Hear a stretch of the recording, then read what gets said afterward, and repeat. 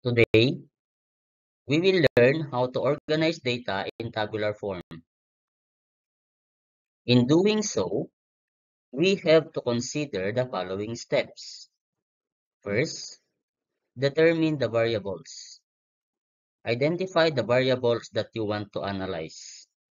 For example, if you are analyzing the favorite subjects of grade 5 Acacia learners, the variables could be the names of subjects and the corresponding number of pupils who choose it.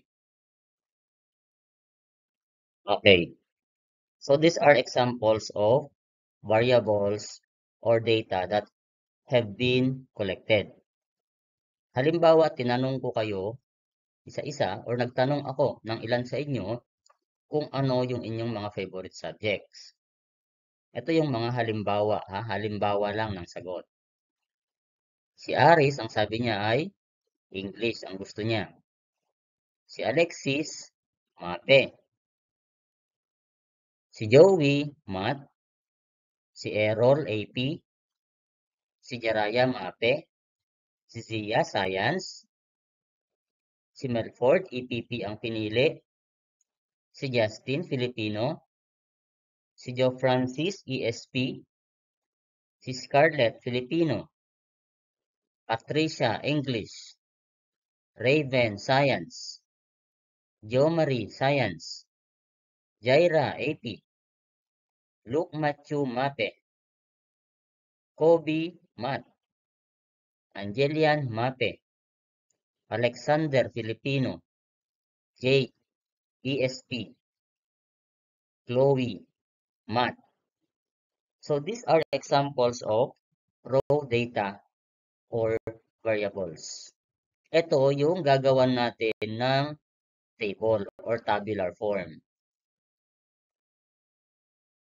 This is now the example of table that we are going to make. So do not forget the title of the table. So nilagay ko dito, favorite subjects of grade 5 Acacia. On the first column, you can see here the different names of subjects or the different subjects. We have English, Filipino, Math, EPP, AP, ESP, Mate, and Science. On the other column, the next column, we have here Tally, and the last or the third column, we have the frequency. So, ano yung tally? Ano yung frequency? So, mamaya malalaman natin sa next slide. So, dito sa tally and frequency, ganito po ang gagawin. So, nakikita nyo po dito, nandito yung mga sagot kanina or mga data na nakalap natin. Ito po sila.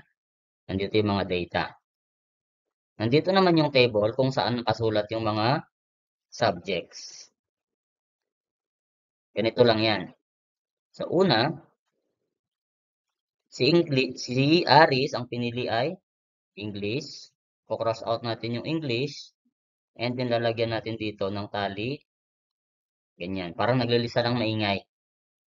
Next, Mape. Saan si Mape?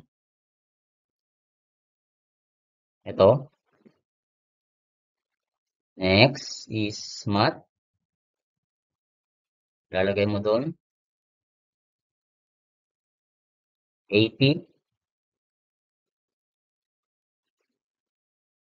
Mate ulit.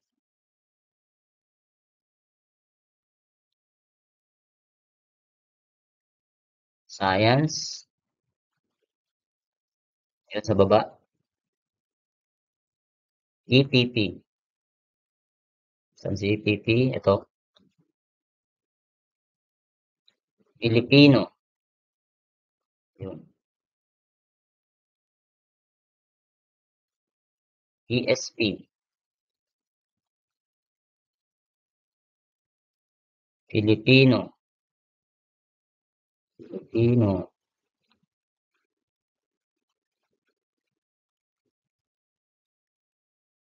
Then English.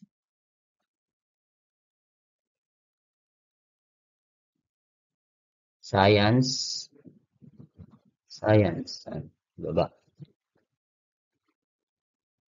Science ulit.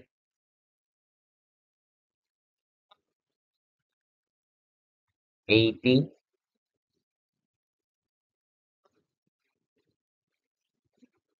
Then, mate. Mate. Nasaan ka mate? Ayun. Tapos, math.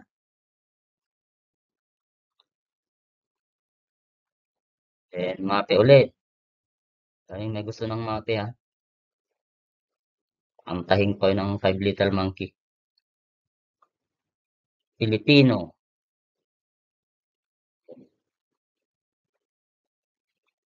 ESP. Then, math.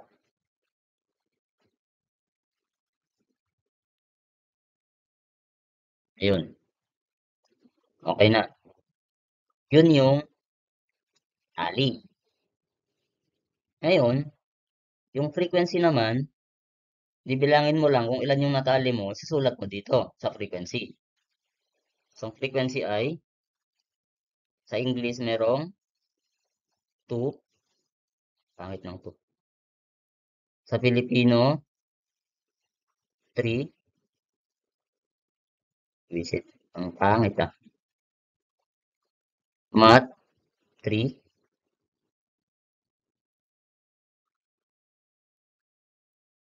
EPP, 1. Sa AP, 2. Yun. Sa ESP, ilan? 2. Hirap magsulat dito. Tapos, sa MAPE, ilan yan? 4. And then, sa science, we have 3. So, ganun lang po. So, kung isusulat natin ng mas maayos yung ating ginawang table kanina, eto na po siya. The title is The Favorite Subjects of Grade 5 Acacia. So, ito na yung ginawa natin kanina. Yung tally, yung habang binibilang mo, sinusulat mo siya or ginuguhit mo in vertical form. Then, pagkatapos mong matali lahat, bibilangin mo lang kung ilan yung natali mo, siya yung ilalagay mo dito sa frequency. And then, i-add mo lahat yung total. So, yun. Halimbawa, ito, ang total nito is 20. So, bakit 20? Kasi po, 20 yung tinanong natin kanina. Kung ilan yung tinanong mo, or ilan yung pinagkunan mo ng data, yun dapat ang total ng frequency. Kung 20 yan, kagaya ng ginawa natin, 20 na bata, yung example na tinanong ko, yung total number of frequencies, pag pinag-add ko lahat yun, 20 po. 20 ha, 20. Pag 25, ang tinanong ko, 25 din. Hindi pwedeng 20 ang tinanong ko tapos 21 ang lalabas. Hindi pwede. Kung ilan yung tinanong mo, eksakto na yun din ang total ng iyong frequency. That is how to organize data in tabular form. Next time, yung mga data naman na yan ay gagawan natin ng line graph. Pero sa ngayon, hanggang dito na lang muna tayo. Bye-bye! Bye, bye, bye!